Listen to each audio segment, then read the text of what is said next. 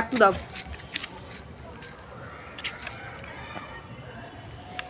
একটু দাও।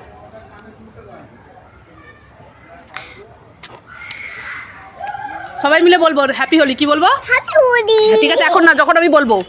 না বলো হ্যাপি হোলি।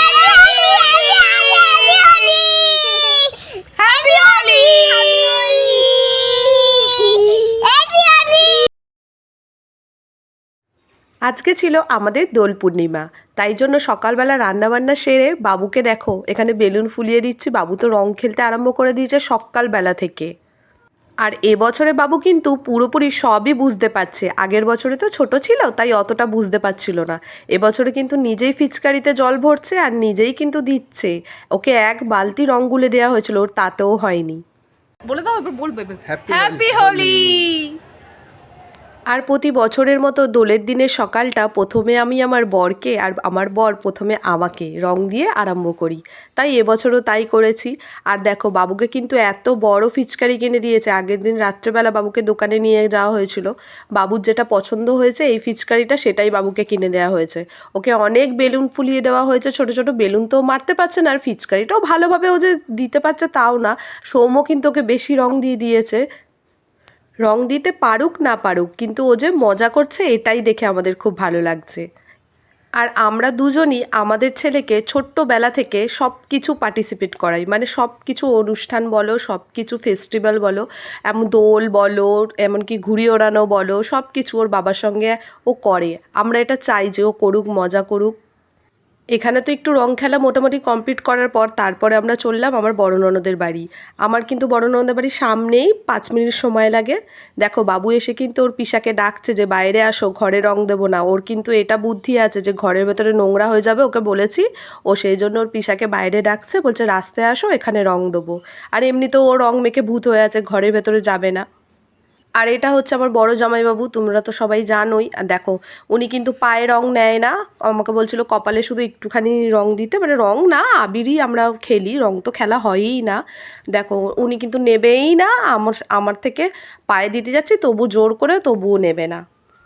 আমার শ্বশুরবাড়ির ফ্যামিলি শুধু আমার এই 3টে ননদরাই আছে, আর কেউ নেই। আর আমার শ্বশুর শাশুড়ি তো অনেকদিন আগে মারাই গেছে, সেই জন্য আমার ফ্যামিলি বলতে এরাই। আর এখানে দেখো আমার বড় ননদের চোখ অপারেশন হয়েছে, সেই জন্য বাইরে আর বেরোয়নি, আমি ওখান থেকেই দিয়ে দিচ্ছিলাম। পায়ে তো আবির বড়দেরকে দিতেই হয়, আর আমি প্রতি বছর কিন্তু আমার ননদদের বাড়িতে আসি, দিই। আর আমার মেজ ননদের বাড়িতে একটু দূরে বলে সেই জন্য যাওয়া হয় না। আর এখানে ছোট ননদের বাড়িটা তো একদম পাশেই, তো এখানে আজকে বড় ননদের বাড়িতে ছোট ননদ ছিল, তো সেই জন্য ওনাকেও দিয়ে দিয়েছি। আর এখানে রং মাখামাখি হচ্ছিল, তখন তো বাবু অধৈর্য হয়ে যাচ্ছিল, বাবু আর দাঁড়াতে চাইছিল না। এইটা আমার ছোট ননদ, তোমরা এনাকেও দেখেছো অনেক আমার ভিডিওতে। তো আমি দিদিকেও দিয়ে দিচ্ছিলাম পায়ের মধ্যে আবির। আমার বাপের বাড়িতেও কিন্তু এরকম জয়েন্ট ফ্যামিলি, সবাই খুব মজা করে। এবছরও যেতে পারলাম না, আমি কোনো বছরই বাপের বাড়িতে যাই না, মানে কোনো বছর যাই না বললে তো আগে যেতাম, এখন আর বাবু হয়ে যাওয়ার পর দিয়ে যাওয়া হয় না সেরকম। তারপর বাবাই সবাইকে রং দিয়ে দিল, ওদের দিদিদেরকে। আর আমার বড় জামাইবাবু কিন্তু খুবই মজার মানুষ, সব সময় সঙ্গে কিন্তু আমাদের সঙ্গে ইয়ার্কি করতেই থাকে উনি। এই স্মৃতিগুলোই সারা জীবন থেকে যাবে। মানুষ হয়তো থাকবে না, মানুষ চলে যাবে, কিন্তু এই স্মৃতিগুলো কোথাও না কোথাও একটা ছোট্ট স্মৃতি হয়ে থেকে যাবে, আর সারা জীবন দেখতে পাবে মানুষ। বাবু যখন বড় হবে তখন দেখবে যে তার মা বাবা ফ্যামিলি সবাই কীরকম করে রং খেলতো, ওকে কীরকম করে ফিচকারি দিয়ে ফুলিয়ে দিত, বেলুন, সব কিছু A to Z দেখবে। ছোটোবেলা থেকে বড় হয়ে ওঠা, আমি সব স্মৃতি বাবুর ধরে রাখি একটা একটা করে। আমরা ভাবছিলাম কতক্ষণে তারপর এখান থেকে যাব, কারণ বাবুর জামাটা পুরোপুরি ভিজে গেছিলো। ভিজে জামা পরে বেশিক্ষণ থাকলে তো বাবুর ঠান্ডা লেগে যায়, এমনিতেই বাবুর ঠান্ডার ধাত। তারপরে বাড়ি আসার পর দেখো এখানে আমি কিন্তু আমার বান্ধবী, একমাত্র আমার বিবাহিত জীবনের বান্ধবী, আমার শ্বশুরবাড়ির পাড়ায়, তো সৌম্যর মা, একে রং দিচ্ছিলাম। এর সঙ্গে তো রং খেলতেই হবে, আগে বলেছিলাম কিন্তু ওর সময় হয়নি, তাই আমি আগে ননদের বাড়িতে গিয়ে রং খেলে তারপরে এখানে এলাম রং খেলার জন্য।